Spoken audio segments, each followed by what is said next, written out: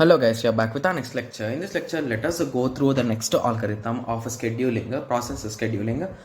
So the next algorithm is a round robin, guys. So this is the most interesting, and most of the students will do some silly mistakes with respect to this algorithm, guys. I'll be explaining you with an example, and please take a piece of paper, guys. I don't know how many of you took paper when I told you in the last 3 algorithms, but I please request you to take this time, guys, because this algorithm is a bit tough when compared with the other, and whenever there is any toughness thing, the examiner loves to give it, right? Yes, so that is the reason why please take a piece of paper and let us start solving it, guys. So there are total 6 processes here. So again, if there is any kind of collision in this FIFO, okay, yes, so in this round robin we will again use the FCFS, guys, okay, but there will be no collisions, so there is no issue with it, right? Yes, so let us start. So there are total 6 processes, guys. So P0, P1, P2, P3, P4 and P5. So 0, 1, 2, 3, 4 and 6, the arrival times.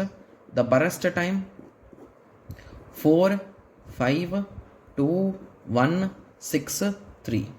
Completion time, turnaround time, wait time. I'm being clear here, guys. So there is a no preemptive version, non-preemptive version for this, guys. So there is only one version, that is preemptive, okay? Yes. So the reason also you will understand. So basically along with this question, they will give the term like time quantum or a time slice is equals to some number they will give, guys. So in this question, the time quantum is a 2. So what exactly is meant by time quantum 2 is, so each and every process will get 2 seconds, guys. In the whole series of this particular subject, I will be referring it as a 2 seconds or 2 milliseconds, but there will be no units for these numbers, guys, to be clear, right? Yes, so I'll be referring them as 2 seconds because I don't know what I should say after 2, it will not be good, right? Yes, so that's the reason why I'll be saying 2 seconds in that way, okay? Yes, so it will take 2 seconds time quantum. So for each and every process, one after the other, we will give 2 seconds to each, but it is not completely one after the other. Please concentrate now, okay? So along with this, we will also maintain a queue, guys.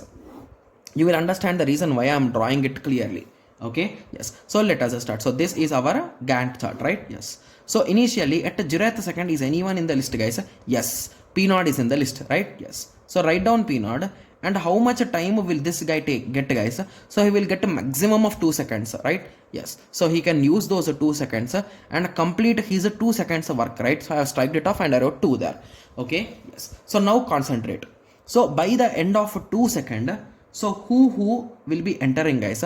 So initially P0 has been started and his work has been done, okay? So once his work has been done, so in between at 1 millisecond P1 came, at exactly 2 millisecond P1 came, at exactly 2 millisecond P2 came. So after this 2 second, this P0 completed its work. So P0 will join the queue again because his work is not done completely yet, right? Yes, so P0 is waiting there. So now who will get the chance, guys? P1 will get the chance. So P1 will execute up to 4 seconds.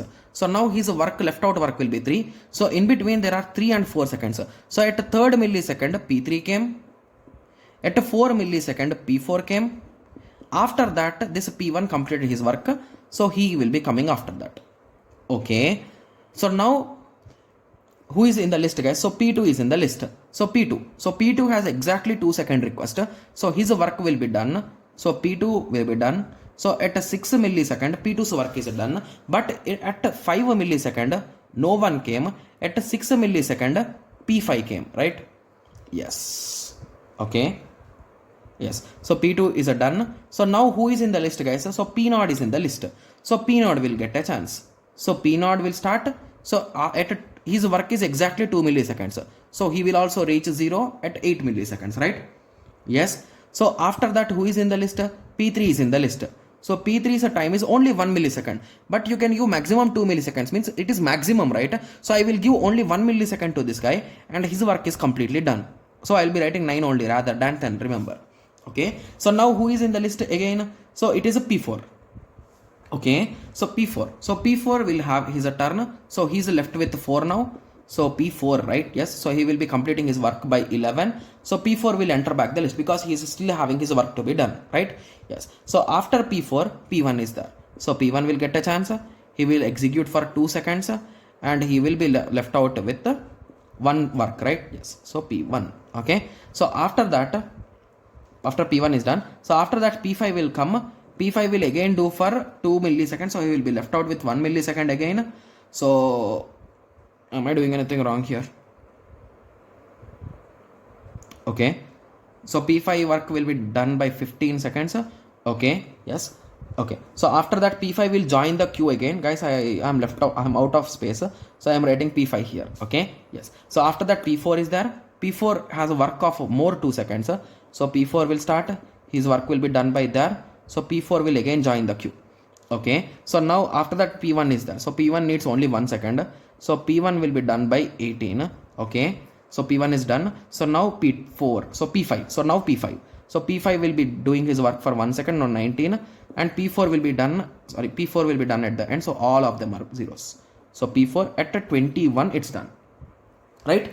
Yes, so this is the Gantt chart, and I hope everyone understood, right? So how this queue is really important, because the order is going to be mixed up, guys. So the order is not in this way, like 2 seconds for this guy, 2 seconds for this guy, 2 seconds for this guy, 2 seconds for this guy, 2 seconds for, it's not in that way. So it is in the exact order in which they are coming, right? Yes. Okay, so we'll be doing one more problem, guys, so don't worry too much. Okay, yes. So the completion time of P4, right? P4 is a 21. Completion time of P5 is a 19.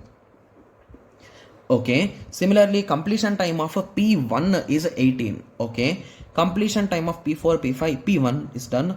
P4, P3, completion time of P3 is a 9. Okay, completion time of P0 is 8.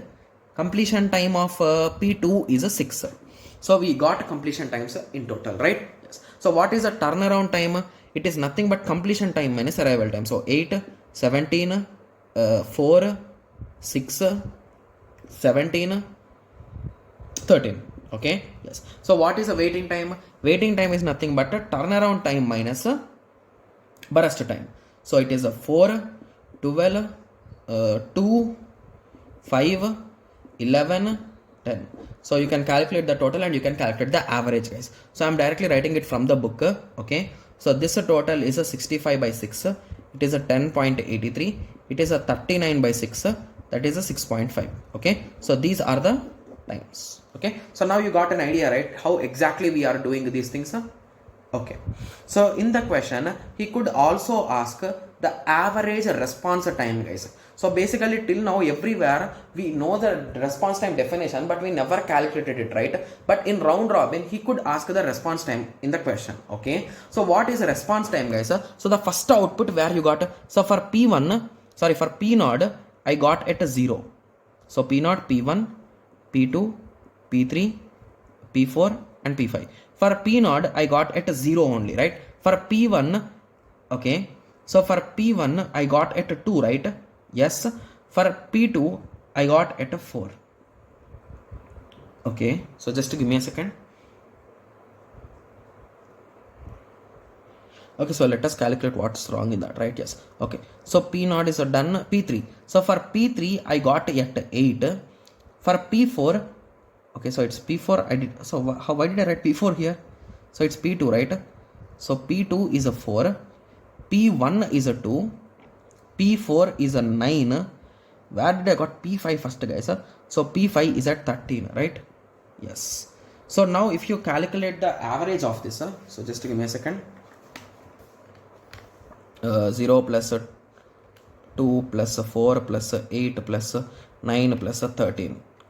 The total sum is a 36 divided by 6. So the result is a 6 is the average response time, guys. Okay, I don't know in book why did I write in this way. So in book I calculated somehow, I am not getting how.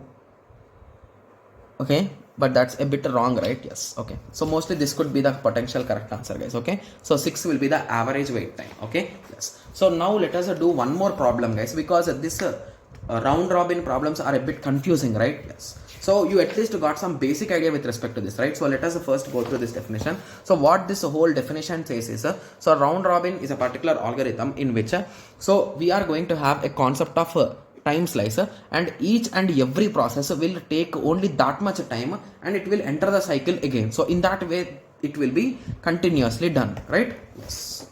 So now let us go through one more example, and after that we will be moving on to the advantage and disadvantage. Okay. Yes. So let us concentrate. So there are only 4 processes, guys. So let me write it down. So I'm going to solve only the gang chart, guys. I think everyone can solve rest part, right? Yes. So the CPU time is a 5, 7, 6 and 4. Okay. So here there is no burst time. So without burst time it will not be any interest. Sorry. Here there is no arrival time. So without arrival time that will not be that much interesting, right? So here also there is no arrival time. Okay, so just give me a second, guys. I'll be searching for a problem with arrival time, and we also need answer for it. That's the funny thing, right? Yeah, here I think, okay, so it's a mixture again. Okay, so for now let us solve this one. So there will be nothing to solve in this, right? So it will be given for this guy first. So I can directly say it. So they are saying the time slice as 4. So the first 4 seconds will be given for P1. So by one time he will be done, and next 4 seconds will be given to this guy. So it will become 3. The next 4 seconds will be given to this guy. It will become 2. The next 4 seconds will be given for this guy. It will become 0. So from the next 4 he will use only 1 second. From next 4 he will use only 3 seconds. From next 4 he will use only 4 seconds. What's there in that question, right? So the gang chart you can draw it, right? Yes. Okay, so anyway in PyCubes I'll be helping you guys. Okay. Yes. Sorry guys, I thought there is one more question in that way, but both of these questions are without arrival time. Without arrival time, the question will not be that much interesting, right? Yes. Okay. So let us go through the advantages. So advantage is performs best in terms of average response time, guys. Okay. So works well in case of time sharing systems, client server architecture and interactive systems. So the major advantage here is, so if you observe here carefully, by this much time, almost everyone got at least one chance. So P0, P1, P2, P3, P4 and P5.